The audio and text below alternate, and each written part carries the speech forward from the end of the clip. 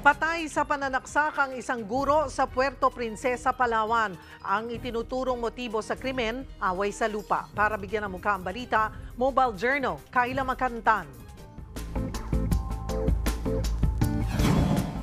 Hustisya ang sigaw ng mga kaanak at katrabaho ng isang guro na walang habas na pinatay sa Puerto Princesa, Palawan.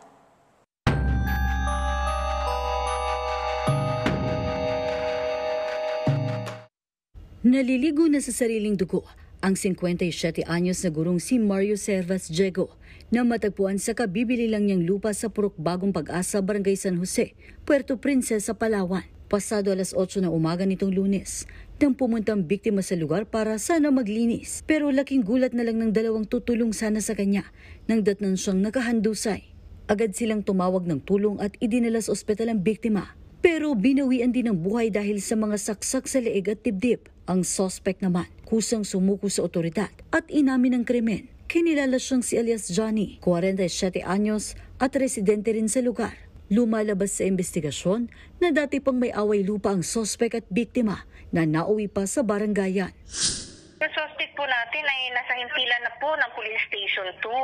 Kung mayroon man pong mga insidente na kahalintulad po doon, kagyat naman pong tumawag sa himpilan ng pulisya. Nagdulot ng pangamba sa mga residente ang nangyaring pagpatay.